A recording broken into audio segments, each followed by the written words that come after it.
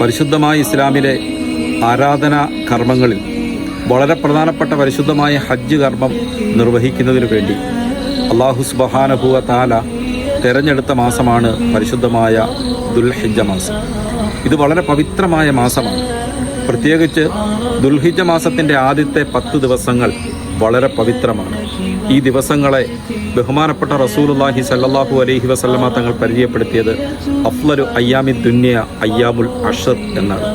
ദുനിയാവിലെ ദിവസങ്ങളിൽ വെച്ച് ഏറ്റവും ഉത്കൃഷ്ടമായ ദിവസം, ഏറ്റവും മഹത്തരമായ ദിവസങ്ങൾ ദുൽഹിജ്ജ മാസത്തിൻ്റെ ആദ്യത്തെ 10 ദിവസങ്ങളാണ് എന്ന്. ഇത് കേൾക്കുമ്പോൾ നമുക്ക് തോന്നിയേക്കാം, പരിശുദ്ധമായ റമളാനിലെ ദിനരാത്രങ്ങളെക്കാൾ പവിത്രമാണോ, പരിശുദ്ധമാണോ, മഹത്തരമാണോ ദുൽഹിജ്ജ മാസത്തിലെ ആദ്യത്തെ 10 ദിവസങ്ങളെന്ന്. അതല്ല. പകലുകളെ പരിഗണിക്കുമ്പോൾ ബഹുമാനപ്പെട്ട പണ്ഡിതന്മാർ പഠിപ്പിക്കുന്നു, പകലുകളെ പരിഗണിക്കുമ്പോൾ ദുൽഹിജ്ജ മാസത്തിലെ ആദ്യത്തെ 10 ദിവസങ്ങളാണ് ഏറ്റവും ഉത്കൃഷ്ടമായ ദിവസങ്ങൾ. രാത്രികളെ പരിഗണിക്കുമ്പോൾ പരിശുദ്ധമായ റമളാനിൻ്റെ അവസാനത്തെ 10 രാത്രികളാണ് ഏറ്റവും ഉത്കൃഷ്ടമായ രാത്രികൾ എന്ന് മഹാന്മാരായ പണ്ഡിതന്മാർ നമ്മെ പഠിപ്പിക്കുന്നു.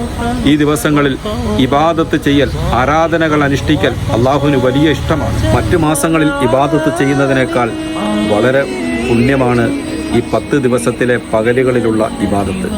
ഇത് കേട്ടപ്പോൾ പ്രിയപ്പെട്ട സഹാബത്ത് ബഹുമാനപ്പെട്ട റസൂലുള്ളാഹി സ്വല്ലല്ലാഹു അലൈഹി വസല്ലം തങ്ങളോട് ചോദിച്ചു, വലൽ ജിഹാദ് യാ റസൂലല്ലാഹ്, അള്ളാഹുവിൻ്റെ തിരുദൂതരെ സ്വല്ലല്ലാഹു അലൈഹി വസല്ലം, അള്ളാഹുവിൻ്റെ മാർഗത്തിലുള്ള ജിഹാദിനേക്കാൾ പ്രതിഫലമുണ്ടോ ദുൽഹിജ്ജ മാസത്തിലെ ആദ്യത്തെ 10 പകലുകളിലുള്ള ഇബാദത്തിന് എന്ന് ചോദിച്ചപ്പോൾ നബി സല്ലല്ലാഹു അലൈഹി വസല്ലം തങ്ങൾ പറഞ്ഞ മറുപടി, അതേ സഹാബത്തെ, അള്ളാഹുവിൻ്റെ മാർഗത്തിൽ പുറപ്പെട്ട് ജിഹാദ് ചെയ്യുന്നതിനേക്കാൾ അള്ളാഹുവിന് ഇഷ്ടം ഈ ദുൽഹിജ്ജ മാസത്തിലെ ആദ്യത്തെ 10 ദിവസത്തിലെ ഇബാദത്താണ് എന്ന് ബഹുമാനപ്പെട്ട റസൂലുള്ളാഹി സ്വല്ലല്ലാഹു അലൈഹി വസല്ലമ തങ്ങൾ പറഞ്ഞു. പക്ഷേ ഒരു മനുഷ്യൻ അള്ളാഹുവിൻ്റെ മാർഗത്തിൽ തൻ്റെ സമയവും സമ്പത്തും തൻ്റെ ശരീരവുമെല്ലാം അള്ളാഹുവിന് വേണ്ടി സമർപ്പിച്ചു, ശത്രുക്കളോട് യുദ്ധം ചെയ്ത് ഷഹീദായ ഒരു മനുഷ്യന് ലഭിക്കുന്ന പ്രതിഫലത്തേക്കാൾ വലിയ പ്രതിഫലം ദുൽഹിജ്ജ മാസത്തിലെ ആദ്യത്തിലെ 10 ദിവസത്തിൽ ലഭ്യമല്ല.